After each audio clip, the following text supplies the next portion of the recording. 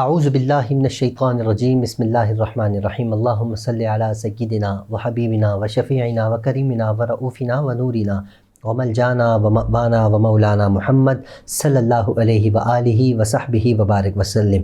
یا صاحب الجمال و یا سید البشر من وجہک المنیر لقد نور القمر لا يمکن الثناء کما کان حقہ بعد از خدا۔ بزرگ توئی قصہ مختصر۔ محترم ناظرین اکرام، السلام علیکم ورحمۃ اللہ وبرکاتہ۔ میں ہوں آپ کا میزبان حافظ حامد رضا اور آپ دیکھ رہے ہیں پروگرام نور ہدایت۔ ناظرین، آپ جانتے ہیں نور ہدایت میں ہم آپ کی ملاقات جید علماء اکرام سے کرواتے ہیں، جن سے ہم کرتے ہیں سوالات اور جاننے کی کوشش کرتے ہیں دین اسلام کے حوالے سے معلومات۔ آج کے ہمارے معزز مہمان، ان کا میں تعارف کراؤں گا، لیکن اس سے پہلے ناظرین، جیسا کہ آپ یہ بھی جانتے ہیں کہ آج کافی عرصے کے بعد ایک رمضان شریف گزرا، رمضان کے بعد کچھ عید کے دن گزرے، ان دنوں کے گزرنے کے بعد آج ہم نور ہدایت کا گلدستہ لیے آپ کی خدمت میں حاضر ہیں۔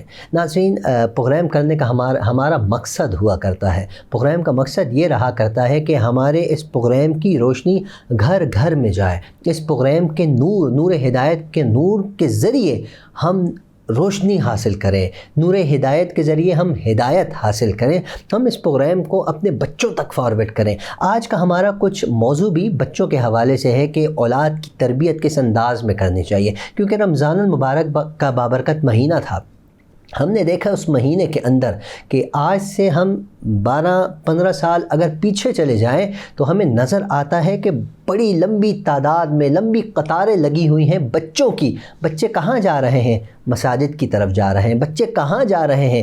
روزہ کشائی ہے بچوں کی تو بچے فروٹ لینے جا رہے ہیں۔ ہماری اس مہنگائی نے ہمیں خیر فروٹ کی ریڑھیوں سے دور کیا ہی کیا، لیکن بچے مساجد سے بھی دور ہو گئے۔ مہنگائی کا مسجد سے کوئی تعلق نہیں ہے، مہنگائی کا تعلق آپ کے معاشی جو اخراجات ہیں اس سے تعلق ہے، لیکن عبادات سے کوئی تعلق نہیں۔ عبادت کرنے کا اللہ رب العزت نے کوئی کسی قسم کا اللہ رب العزت نے پیکج نہیں رکھا کہ آپ لوگ پیکج لیں اور عبادت کریں۔ ناظرین، عبادت کے لیے تو اللہ پیکج دیتا ہے، اللہ کی طرف سے عنایات کی برسات ہوتی ہے، بارش ہوتی ہے، لیکن ہم اس سے محروم ہو گئے۔ ہم نے دیکھا اس رمضان میں ہمارے بچوں کے اندر وہ جوش نظر نہیں آیا، ہمارے بچوں کے اندر وہ ایک ہوتا ہے نا، خوشی ہوتی ہے، خوشی کی لہر نظر نہیں آئی، کیونکہ ہم نے ان کی تربیت کرنا بند کر دی ہے، جس کی وجہ سے ہمیں مساجد میں بزرگ ہی نظر آئے ہیں، جس کی وجہ سے ہمیں مساجد میں کچھ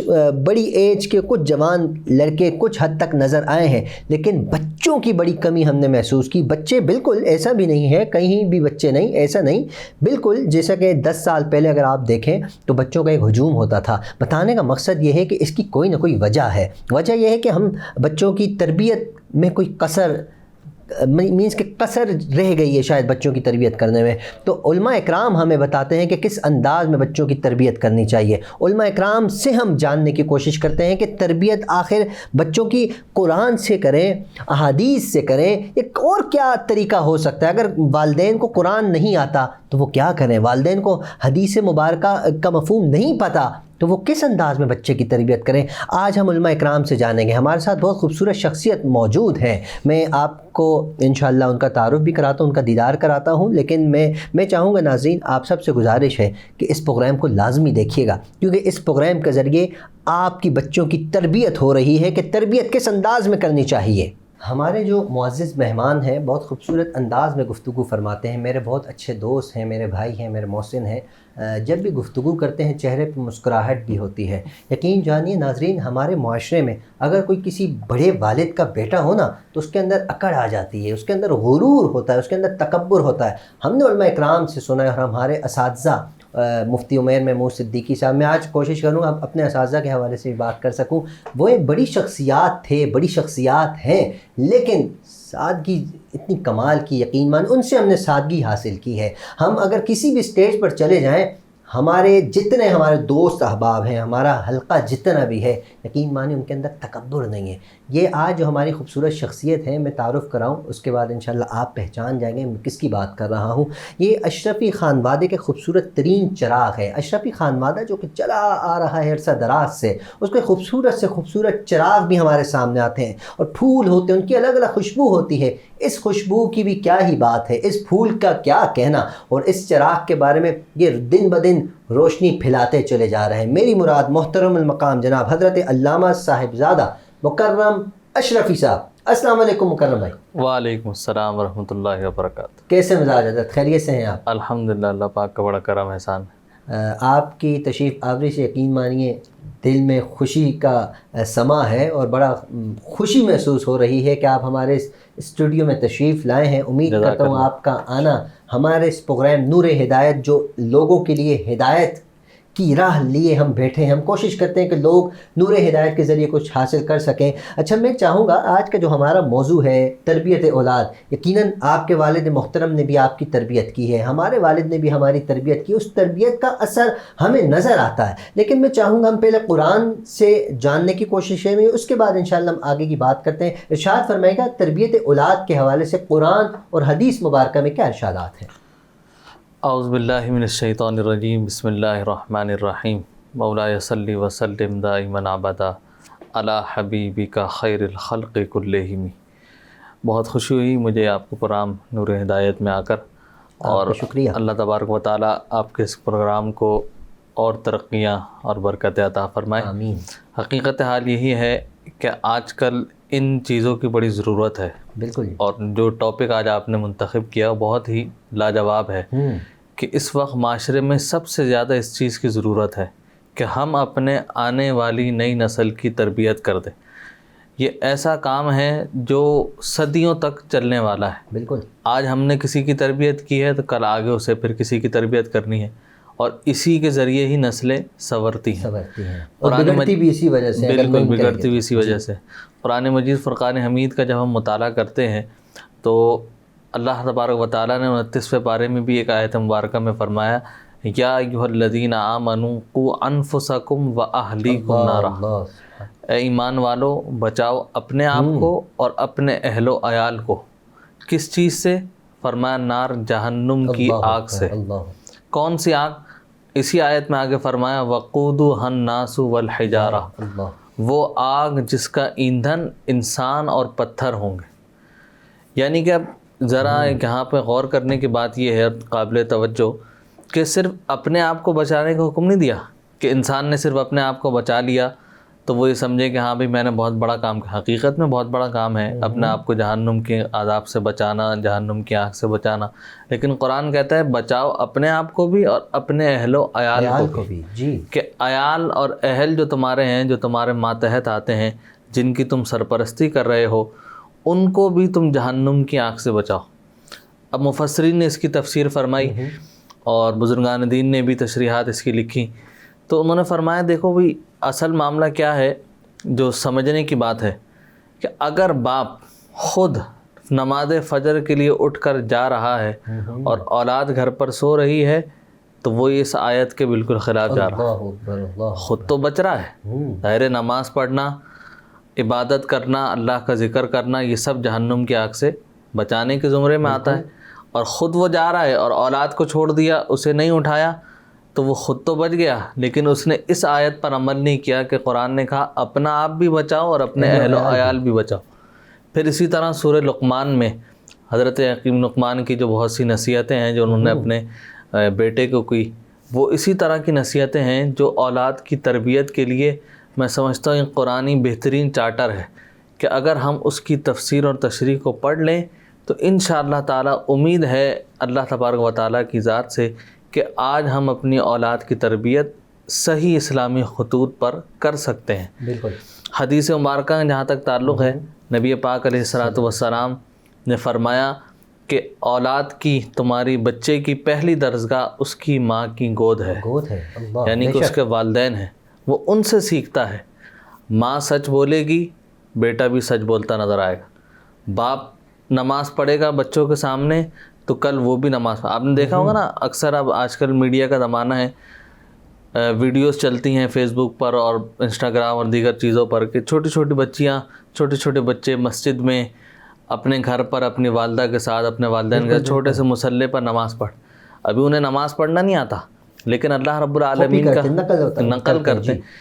اللہ رب العالمین کا کرم دیکھیے، وہ صرف نقل کر رہے ہیں، ان کی نقل کا بھی والدین کو ثواب ملتا ہے۔ ہاں سبحان اللہ۔ فرمایا بزرگان دین نے کہ جب وہ چھوٹا بچہ، وہ چھوٹی بچی، ابھی اسے دعا کے الفاظ بھی نہیں آتے، ابھی اس کے دعا مانگنے کا طریقہ بھی نہیں آتا، وہ صرف باپ کو دیکھ کر، ماں کو دیکھ کر اسی طرح ان کے ساتھ ہاتھ اٹھاتا ہے، تو اللہ تعالیٰ ان پاک اور ننھے منھے ہاتھوں کے صدقے ان دعاؤں کو بھی قبول فرمائے۔ سبحان اللہ۔ تو یہ اس چیز کی برکتیں ہیں۔ صرف اس میں آپ کی تربیت نہیں ہو رہی، بلکہ تربیت ہی صرف آپ نہیں کر رہے، اس کے ساتھ ساتھ آپ اجر بھی حاصل کر رہے ہیں، بالکل، اللہ بھی راضی ہو رہا ہے۔ دعا کیا پتہ کہ بچے کا ہاتھ اٹھانا آپ کے لیے ذریعہ نجات بن جائے۔ اس نے اپنی ننھی منی زبان سے آمین کہہ دیا تو وہ بھی قبولیت کی وہ ہے۔ بالکل۔ میں انٹرو میں جیسے کہ آپ نے سنا ہوگا، انٹرو میں یہی عرض کر رہا تھا نا کہ ہم نے آج سے اگر ہم 10-12 سال پیچھے چلے جائیں تو ہم دیکھتے تھے، ہم بھی ظاہر اس وقت تھوڑے چھوٹے ہوتے تھے، ہم نے دیکھا کہ رمضان کا جیسا بھی بابرکت مہینہ گزرا ہے، کچھ دن پہلے کی بات ہے،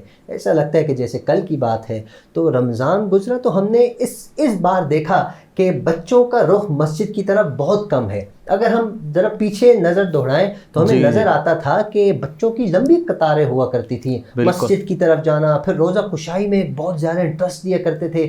یہ چیزیں اس مرتبہ ہمیں کم نظر آئیں، اس کی بھی یہی وجہ ہے کہ ہم تربیت نہیں کر پا رہے۔ اصل وجہ یہی ہے کہ ہم نے آج یہ سوچ لیا، والدین نے اسکول، کالجز، مدارس میں ڈال کر وہ یہ سمجھتے ہیں کہ یہ ذمہ داری اب اسکول والوں کی ہو گئی، یہ ذمہ داری کالج والوں کی ہو گئی، یہ فلاں کی ہو گئی۔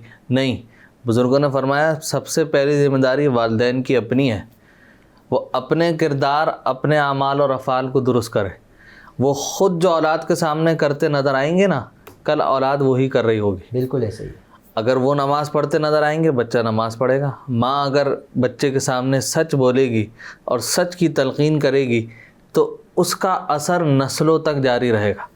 اسی لیے فرمایا کہ ان کی تربیت پہ اس لیے زیادہ توجہ دو کہ اس پر اجر بھی مل رہا ہے، نسلیں بھی سنور رہی ہیں، اور یہ اللہ تبارک و تعالیٰ کی گویا ایک عبادت بھی ہو رہی ہے۔ بالکل علامہ صاحب، میں چاہوں گا اس بات کو کنٹینیو کریں، لیکن ایک ذہن میں سوال آ گیا، کسی ایک علامہ صاحب سے اس حوالے سے گفتگو ہو رہی تھی، میں چاہوں گا آپ کے بھی کمنٹس آ جائیں کہ جیسے ایک چھوٹا بچہ ہے، بچوں کو ہم پیار سے بلاتے ہیں نا، بیٹا ببلو، چنو، منو، ادھر آؤ ادھر آؤ، یہ چیز لے جاؤ۔ اب ہاتھ میں ہوتا کچھ نہیں ہے، اب بچہ بھاگ کے آئے گا آپ کے پاس، آپ کے ہاتھ میں کچھ نہیں ہے، بچہ بیچارہ کیا کرے گا، پریشان ہو جائے گا، رونے لگ جائے گا۔ یہ بھی جھوٹ کے زمرے میں آتے ہیں، ایک تو یہ، اور دوسرا جو ہمارے اس معاشرے میں بہت زیادہ عام ہے، گھر پہ دستک ہوتی ہے، پوچھنے والا پوچھتا ہے جی ابو گھر پہ ہیں، بچہ اندر جائے گا، ابو باہر بولا، بیٹا بولو گھر پہ نہیں ہے، بیٹا میں سو رہا ہوں، بولو، مطلب اس طرح کے جھوٹ۔ تو اس بارے میں بھی تھوڑی ارشاد فرمائیں۔ یہ بہت آپ نے اچھی بات کی، اور آج کل یہی ہو رہا ہے۔ اچھا ہوتا کیا ہے، آپ کو ملنے کا دل نہیں چاہ رہا، موبائل رکھا ہے، فون آیا ہے، کسی سے بات کرنے کا دل نہیں چاہ رہا، آپ نے بچے کو دے، بیٹا کہہ دو میں جو ہے وہ یہاں پر گھر پر نہیں ہوں، کیا ہوا، جھوٹ ہو گیا۔ اچھا یہ وہ جھوٹ ہے جو ہم خود کہہ کر بچے سے بلوا رہے ہیں۔ کوئی معصومانہ ہی بچہ ہوگا، معصومانہ جیسے سوال ہوتا ہے، معصوم جب وہ کہے گا ابو کہہ رہے ہیں میں گھر پہ نہیں ہوں، یہی ہوتا ہے۔ پھر اس میں کوئی ملنے کے لیے آیا ہے، انہوں نے کہہ دیا ابو کہہ رہے ہیں کہ ابو گھر پر نہیں ہے، تو جھوٹ ہو گیا۔ اچھا یہ ہم خود سکھا رہے ہیں اسے۔ اور اس کے بعد اگر ہم پچھلے اپنے بزرگوں کی، والدین کو، ان کی تعلیمات کو دیکھیں، حضور سیدنا غوث اعظم شیخ عبد القادر جیلانی حسنی الحسینی کا مشہور واقعہ، والدہ نے آپ کی ایک مرتبہ کہا بیٹا عبد القادر جھوٹ نہیں بولنا، ساری زندگی کبھی جھوٹ نہیں بولا۔ جان خطرے میں آ گئی، مال خطرے میں آ گیا، اس کا پتہ بتا دیا، ہاں مال یہاں میرے صدری کے اندر سلا ہوا ہے، یہ ادھر 40 دینار ہیں، لیکن جھوٹ نہیں بولا۔ تو اس جھوٹ نہ بولنے کی وجہ سے کیا ہوا، ایک سچ بولا تو وہ 40 کے 40 ڈاکو اسی وقت سچے پکے مسلمان ہو گئے، اور اس بات کو سوچنے لگے کہ جب، اور یہ کہنے لگے، اس ڈاکو کو سردار نے کہا کہ بیٹا تم کتنے سچے اور پکے مسلمان ہو کہ تم ماں سے کیا ہوا وعدہ نبھا رہے، اور میں رب سے کیا ہوا وعدہ بھول گیا۔ تو آپ کے ایک سچ نے ہر قزاق کو بندہ رزاق بنا دیا، اللہ ہر قزاق کو بندہ رزاق بنا دیا، اللہ کا بندہ بنا دیا ایک سچ نے۔ اچھا ہم بھی آج اپنی بچوں سے کہتے ہیں بیٹا جھوٹ نہیں بولنا، فلاں کا غلط کام نہیں کرنا، لیکن اثر کیوں نہیں ہوتا کہ ہم خود جھوٹ بول رہے ہیں، ہم خود ان کے سامنے دانستہ اور نہ دانستہ طور پر جھوٹ بول کے دکھا رہے ہیں۔ فون آ گیا، فون اٹھا کر اس پہ جھوٹ بول رہے ہیں، ہاں بھائی میں یہاں تھا نہیں، میں فلاں جگہ تھا، میں اب بچہ تو ساتھ ساتھ ہے نا، وہ سیکھ رہا ہے، کل وہ کیا کرے گا، اس کے بعد بھی کوئی ایسا معاملہ ہوگا تو وہ یہی معاملہ کرتا ہوا نظر آئے، اور اس سے کیا ہوگا, یہ گناہ بھی آپ کے حصے میں لکھا جا رہا ہے. کیوں؟ آپ سے اس نے سیکھا, نسل در نسل چل. اور اگر اچھی بات آپ نے سکھا دی تو اس کا اجر, اس کا ثواب آپ قبر میں بھی پہنچ جائیں تب بھی آپ کو ملتا رہے. سبحان اللہ. نبی پاک علیہ الصلوۃ والسلام کی بڑی پیاری حدیث مبارکہ جس کا مفہوم میں بیان کر رہا ہوں. سرکار دو عالم صلی اللہ علیہ وسلم نے فرمایا, ایک شخص تھا بڑا گنہگار, سیاہ کار, خطا کار, فوت ہو گیا, قبر میں پہنچ گیا, اعمال کی وجہ سے اس پر عذاب نازل ہونے لگا. ایک دن فرشتوں نے اس پر رحمت و برکتوں کا خوان لے کر نازل ہوئے. تو اس بندے نے سوال کیا, الہ العالمین, میں تو بڑا گناہگار تھا, یہ آج رحمت برکتیں مجھ پر کیسے نازل ہو رہی؟ ارشاد ربانی ہوا, تو نے تو کوئی نیک عمل نہیں کیا, لیکن جب تو مرا تھا تو تیرے پیچھے تیری اولاد پیدا ہوئی.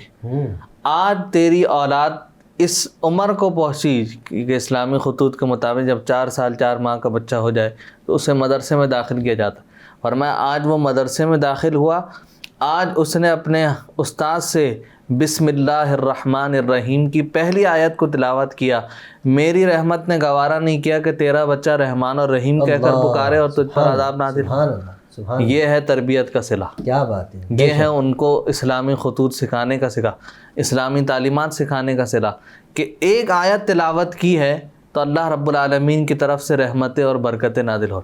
اور کہ جائے کہ اگر کوئی پورا قرآن کو حفظ کر لے تو فرمایا قیامت کے دن ایسا تاج پہنایا جائے گا کہ اہل محشر اس کی روشنی کو دیکھ کر خوش ہوں گے. سبحان اللہ. اور پوچھیں گے لوگوں سے کہ یہ کوئی ولی ہیں, یہ کوئی نیک بندے ہیں, یہ کس وجہ سے انہیں یہ تاج پہنایا گیا؟ فرمایا یہ وہ والدین ہیں کہ جنہوں نے اپنے بچوں کو دنیا میں حافظ قرآن بنایا. سبحان اللہ. کیا بات ہے. قرآن کی تعلیم دی, قرآن کے. آج معاملہ کیا ہوگا؟ اچھا وہ بچہ بخشش بھی کرے گا نا, بالکل. اس بارے میں حضور صلی اللہ علیہ وسلم کی حدیث مبارکہ سرکار نے فرمایا اپنے خاندان کے 10 ایسے افراد کی شفاعت حافظ قرآن کرے گا کہ جن پر ان کے اعمال کی وجہ سے جہنم واجب ہو چکی ہو, اور وہ شفاعت کرے گا تو اللہ رب العالمین اس کی شفاعت کو قبول فرما کر ان سب کو جنت میں داخل فرما. اس کے لیے بھی کوئی شرائط ہے کہ حافظ قرآن کا حفظ جو ہے یاد رہنا چاہیے, ایسا نہ ہو کہ حفظ کرنے کے بعد وہ. اس میں بزرگوں نے مختلف تعلیمات لکھی ہیں کہ اب بعض جگہ تو یہ بھی ہے نا کہ سرکار دو عالم صلی اللہ علیہ وسلم نے ایک آیت بھی قرآن کی اگر سینے میں محفوظ ہے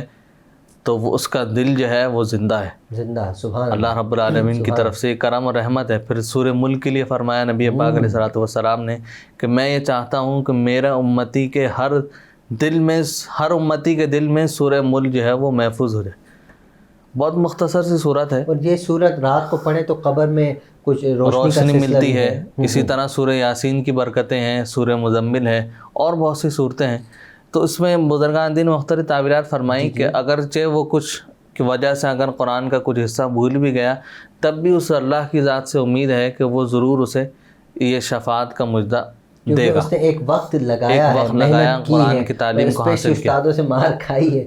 ہم نے تو سنا ہے کہ استاد کا ایک ڈنڈا جہاں لگتا ہے وہاں جہنم کی آگ حرام ہوتی ہے. اور جو حافظ بچہ ہوتا ہے مدرسے کا بچہ, اس کو تو استاد محترم مجھ سے پوچھے, میں کہتا ہوں کوئی آئے مجھ سے یہ سوال کرے کتنی ماریں کھائی ہیں تو میں اس کو بتاؤں گا میں نے کتنی مار. اچھا علامہ صاحب, ایک سوال میرے ذہن میں اور آ گیا بچوں کی تربیت کے حوالے سے ہی ہے. ہمارے ہاں اگر کسی کے 3 بچے ہوتے ہیں نا تو ہمارے یہاں کوشش ہوتی ہے کہ جو اچھا بچہ ہوگا اس کو ہم کسی اچھے اسکول میں لگائیں گے, جو دوسرے نمبر پہ اچھا بچہ ہوگا اس کو بھی کسی اچھے بہتر VIP سے ممی ڈیڈی اسکول میں داخل کرائیں گے, جی انگلش گرامر اسکول میں. لیکن جو بالکل ہی نالائق ترین بچہ ہوگا جس کے چہرے پہ کوئی داغ آ گیا یا کچھ بھی ایسی چیز ہو گئی ہے, ٹانگ میں پرابلم ہے یا ہاتھ فریکچر کچھ بھی ایکس وائی زیڈ, تو ہم اس کو اسکول میں نہیں لے کے جاتے, ہم اس کو مدرسے میں داخل کراتے ہیں. تو وہ پھر بچہ ہم نے دیکھا ہے علماء اکرام اور یونیورسٹی لیول کے جو ہمارے احباب ہوتے ہیں ان میں تھوڑا فرق ہوتا ہے. اس فرق کی وجہ یہی ہے کہ ہم بچپن سے ہی اپنے اس بچے کو کہ جو قابل نہیں ہوتا, جو ہوشیار ترین نہیں ہوتا, اس کو ہم مدرسے میں داخل کرا دیتے, اور جو ہوشیار ہوتا ہے ہم کسی اچھے اسکول میں. اس حوالے سے کیا فرمائیں گے, والدین کو کیا کرنا چاہیے؟ یہ معاشرے کا ایک بہت خطرناک ناسور آج کل بنتا جا رہا ہے کہ اگر ہم اس چیز کو آج ختم نہیں کریں گے تو یہ آگے ہمارے لیے اور زیادہ پرابلم بن جائے گی. ہم خود اپنے اس بچے کے اندر احساس کمتری ڈال رہے ہوتے ہیں. والدین کو یہ چاہیے کہ اپنے تمام بچوں کو برابر رکھیں, ان کے سامنے کسی ایک کی زیادہ بڑائی اور کسی ایک کو بالکل ہی گھٹائی جو کر دینا یہ نہیں ہونا چاہیے. لیکن ایک کچھ فیوریٹ بھی تو ہوتا ہے نا, فیوریٹ وہ ٹھیک ہے, کسی کی طرف حضور صلی اللہ علیہ وسلم نے فرمایا, سرکار نے فرمایا کسی بچے کی طرف تمہاری زیادہ انسیت ہوگی, لیکن اپنے تمام بچوں میں برابری رکھو, ان کی تربیت کرتے ہیں برابری رکھو, جو ایک کو دو وہ دوسرے کو دو. پھر بیٹیوں کا جہاں معاملہ آیا, سرکار نے فرمایا ان سے زیادہ محبت فرماؤ. سبحان اللہ. جس نے ایک بیٹی کی صحیح پرورش کر دی اور اس کی شادی کر دی, فرمایا کل جنت میں میرے ساتھ ایسے ہوگا جیسے دو انگلیاں آپس میں ملی. سبحان اللہ, سبحان اللہ. تو آج کل کیا ہو رہا ہے کہ ہم نے یہ سمجھا کہ دینی تعلیم کا کوئی زیادہ فائدہ نہیں, دنیاوی تعلیم کو فوقیت دی. اس کی وجہ سے کیا ہوا, ہم دین سے اور زیادہ دور ہو گئے. ہم نے خود دوری اختیار کر دی نا. کم سے کم اپنے بچے کو حفظ قرآن اگر نہ بھی کرا پائیں تو ناظرہ کلام پاک ضرور اس کو اپنے بچپن میں ہی ختم کروائے. یعنی کہ جو اس کا بچپن کا زمانہ ہو, 5 سال 6 سال 10 سال کی عمر ہو, اس کے اندر کم سے کم وہ ناظرہ قرآن پاک ختم کرے, مخارج کے ساتھ قرآن پاک تجوید کے ساتھ وہ پڑھنے والا ہو, تاکہ اپنی نمازوں کو نوافل کو وہ درستگی کے ساتھ ادا کر سکے. آج کل تو معاملہ یہ ہو گیا ہے کہ اس وجہ سے یہ کیفیت پیدا ہو گئی ہے کہ بچے اپنے والدین کی نماز جنازہ تک نہیں پڑھا پا رہے. کیوں؟ اس لیے کہ انہیں دعائیں یاد نہیں. یہ کس وجہ سے کہ ہم نے اسکول پر تو توجہ دی دنیا کی طرف اور دین کو چھوڑ دیا. بزرگوں نے فرمایا تم دنیا میں رہو لیکن دنیا تم میں نہ رہے. جی کیا اس طرح دنیا میں رہو کہ جیسے تمہاری جیب میں آج نکالا پھینک. فرمایا جیسے کشتی پانی پر رہتی ہے پانی میں نہیں رہتی. اگر وہ پانی میں رہے گی تو کیا ہوگی, وہ ڈوب جائے گی, وہ ختم ہو جائے گی. اور پانی پر جب تک رہتی ہے تو تیرتی رہتی ہے. فرمایا یہی مثال انسان کی, مومن کی ہے. جب تک وہ دنیا پر رہتا ہے نا تو وہ تیر کر نکل جاتا ہے. کیا بات ہے. اور جہاں وہ دنیا میں گیا وہ ڈوب گیا. اور دین ہمیں بچا لیتا ہے. نبی پاک علیہ الصلوۃ والسلام جس کے دل میں دین کا علم ہے, دین کی سمجھ ہے, اسے یہ دنیا کے جو فریب ہے, دنیا کے جو دھوکے, ان تمام چیزوں سے دین بچا لیتا. آج کی گفتگو کا میں آخری ایک سوال, بڑا اہم سوال کرنے لگا ہوں کہ ہم نے ہمارے پیرنٹس کی نظر اپنے بچوں پر کچھ اس طرح بھی نہیں ہوتی کہ وہ بیٹھ کہاں رہے ہیں, ان کی صحبت کہاں ہے. صحبت کے حوالے سے بھی ارشاد فرمائے گا کہ ان کی صحبت, بچوں کی صحبت کس طرح کی شخصیات کے ساتھ ہونی چاہیے, والدین کو کیا چاہیے. صحبت کا ایک بڑا گہرا اثر انسانی شخصیت پر ہوتا ہے. بالکل. اور حدیث مبارکہ میں بھی نبی پاک علیہ الصلوۃ والسلام نے فرمایا کہ اگر ایک مثال دی, فرمایا اگر خوشبو والے کے پاس بیٹھو گے, عطر فروش عطار کے پاس, تو خوشبو پیدا ہو جائے گی.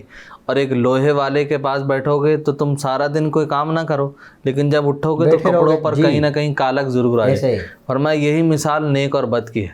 آج کل کیا معاملہ ہو رہا ہے کہ ہم بچوں کی تربیت پہ جب توجہ دیتے ہیں نا, یا تو اتنی توجہ ہے کہ ہر قسم کے ان کا قید کر دیا, بالکل گھر میں بند کر کے رکھ دیا. ایسا بھی نہیں ہونا چاہیے. آپ ان کے ساتھ ایسا تعلق رکھیں کہ وہ دوستوں سے زیادہ آپ کو اپنی باتیں شیئر کریں, ہر بات شیئر کریں, اپنی ہر بات شیئر کریں. دوست پر اتنی زیادہ وہ نہیں, آپ سے زیادہ کلوز ہوں, والدین سے, اپنی ماں سے, اپنے کہ دونوں میں سے کسی نہ کسی ایک کے ساتھ. ایسا نہ ہو کہ وہ کوئی ایسی بات ہو جو بالکل آپ کے فیصلہ کرنے والی ہے, دوست فیصلہ کر رہے ہیں. اچھا یہاں تو اس میں صحبت, والد محترم گھر تشریف لاتے ہیں نا تو بچے کوئی صوفے کے نیچے بھاگ رہا ہے, کوئی بیٹھ, یہ ڈر ہے اس پہ پیرنٹس خوش ہوتے ہیں, بڑا ڈرتے ہیں, ہم پپا سے بہت ڈرتے ہیں, تو پپا غلط کر رہے ہیں نا اس پہ. یہ چیز بھی بہت غلط ہے. خوف جو ہے نا وہ ایسا نہیں ہونا چاہیے کہ جو آپ سے بچے کو دور کر دے. خوف ایسا ہو کہ وہ آپ کا ادب کرے, احترام کرے, لیکن آپ سے دور نہ ہو. ہمارے ایسا ہو کہ وہ غلط کام نہ کرے, غلط کام والد ڈانٹیں گے. چھپ کر کرے گا تب بھی وہ غلط ہے, اور سامنے کرے تب بھی غلط ہے. ہمارے والدین نے ہماری تربیت کی تو یہ بات میں تحدیث نعمت کے طور پر کہتا ہوں کہ آج تک انہوں نے ہم پر ہاتھ نہیں اٹھایا, آج تک کبھی ان کو ہاتھ اٹھانا. لیکن ان کا ایک رعب ایسا ہے کہ ہم ان کی ناراضگی سے ڈرتے ہیں کہ یہ کوئی بات ہماری ایسی نہ ہم کر جائیں کہ وہ ناگوار گزرے, اور ناگوار گزرتی ہے تو فوراً جا کر معافی مانگتے ہیں. اور آج کل کیا ہوتا ہے کہ ہم یہ سمجھتے ہیں ہم ماریں گے تو ڈرے گا, ہم ہر وقت چیخیں گے, غصہ کریں گے تو ڈرے گا. نہیں, اس سے کیا ہوتا ہے بچے کے اندر ایک ایسا خوف پیدا ہو جاتا ہے کہ پھر وہ اپنی صحیح بات بھی اپنے والدین سے شیئر نہیں کرتا, وہ پھر باہر دوستوں میں. اور صحبتیں تو آج کل آپ کو حال پتہ ہے کہ عجیب و غریب حال ہے. اور پھر سب سے خطرناک صحبت تو ہر انسان کی آج کل یہ موبائل ہے, ایسا ہی جو اس پہ وہ مستقل لگا ہوا ہے کہ اگر یہ صحبت میں وہ پڑ گیا غلط چیز میں تو پھر کیا ہے, اگر تربیت بھی آپ صحیح کر رہے ہیں اور باہر صحبت غلط ہے تو پھر اس کا اثر ختم ہوتا رہتا ہے آہستہ آہستہ۔ ہمیں یہ چاہیے کہ ہم اپنے بچے کو قرآن سکھائیں، قرآن سکھائیں، علماء اکرام کی صحبت دیں، صحبتیں قاری دیں۔ صاحبان، آج کل قاری صاحبان بھی تو مارتے ہیں حضرت، بڑی بری طرح مارتے وہ ہیں۔ ایک قاری صاحب کو کیا پیغام دیں گے ہمارے اس پلیٹ فارم کے ذریعے؟ ان کے لیے بھی میں یہی پیغام دوں گا کہ خوف آپ کا یہ ہو کہ مار کا خوف نہ ہو، آپ کی آواز کا خوف ہو، آپ کی شخصیت میں رعب اور دبدبہ ہو۔ بچے کو ڈرائیں لیکن مارنے پیٹنے سے نہیں۔ اب آپ یہ دیکھیں نا، ہمارے یہاں ایک چیز بن گئی ہے، ہو سکتا ہے بہت سے لوگوں کو، قاری حضرات کو یہ چیز ناگوار گزرے۔ ابھی چند دن پہلے ہم اپنے جامعہ میں بھی میٹنگ میں نے اپنے اساتذہ سے یہ بات کی، میں نے کہا یہ بڑی عجیب بات ہے کہ ہم یہ سمجھتے ہیں کہ بغیر مارے حفظ نہیں ہو سکتا۔ اور بھائی حفظ صرف پاکستان میں اور یہ ہندوستان میں تھوڑی ہو رہا ہے، حفظ تو پوری دنیا میں لوگ کرا رہے ہیں، تو وہاں کون پیٹ رہا ہے؟ وہاں کے حافظ ہم سے اچھا پڑھ رہے ہیں، ہم سے اچھا پڑھنے والے ہیں۔ تو وہ کیا ہے، وہ خوف مار کا نہیں ہے، وہ ان کی ایک شخصیت کا خوف ہے، ایک رعب ہے، ایک دبدبہ ہے۔ والدین کہتے ہیں کہ دیکھو ناراض ہو گئے نا، تو ان کی ناراضگی ایسی ہے کہ تم جو ہے وہ جیسے غلط راہ کی طرف جا رہا۔ تو یہ چیز ہونی چاہیے کہ خوف ایسا ہو کہ وہ غلط کی طرف نہ جائے بلکہ صحیح کی طرف جائے۔ بالکل۔ حضرت علامہ مولانا محترم المقام جناب مکرم اشرفی دامت برکاتہم العالیہ ہمارے ساتھ تھے۔ علامہ صاحبزادہ صاحب، بہت خوبصورت انداز میں آپ نے گفتگو فرمائی۔ اس گفتگو کا نچوڑ کچھ یوں ہے ناظرین کرام کہ ہم جب بچہ گھر پہ آئے نا، استاد نے مارا ہے، تو ہمارے والدین کو یہ نہیں چاہیے کہ بازو اوپر کر کے مدرسے کی طرف یا مسجد کی طرف یا اسکول کی طرف دوڑ لگا دی، قاری صاحب کو مارنے جا رہے تھے۔ اس طرح بھی بچے کی تربیت خراب ہوتی ہے۔ اگر بچے کو سزا دی ہے تو بچے کو سمجھائیے، جا کر قاری صاحب کو بھی سمجھنا چاہیے کہ بچے کو اس طرح نہ مارے کہ بچے بیچارے کے نیل پڑ جائیں۔ اس طرح مدارس بدنام ہوتے ہیں۔ ہمیں کوشش کرنی چاہیے کہ پیار پھیلائیں، پیار سے محبت کا اظہار کریں، انشاءاللہ بچہ بہت کچھ سیکھ جائے گا۔ جتنی باتیں ہمیں مکرم بھائی نے ہمیں بتائی ہیں، ہمیں چاہیے کہ اس پر عمل کریں۔ یقین جانیے ہمارے بچوں کی زندگی بھی بن جائے گی اور مستقبل بھی سنور جائے گا۔ ناظرین، پروگرام کا وقت اختتام کی جانب ہے۔ میں علامہ صاحب آپ کا بہت شکر گزار ہوں، آپ تشریف لائیں، امید کرتا ہوں آئندہ بھی تشریف لائیں گے آپ۔ ناظرین، پروگرام کا وقت اختتام کی جانب آپ سے گزارش ہے، ہمیشہ کی طرح اپنا خیال رکھیے، اپنے اہل و عیال، اپنے پڑوسی، اپنے رشتہ دار، سب کا خیال رکھیے۔ وینس ٹی وی کی پوری ٹیم کو اپنی خصوصی دعاؤں میں یاد رکھیے۔ السلام علیکم ورحمۃ اللہ وبرکاتہ۔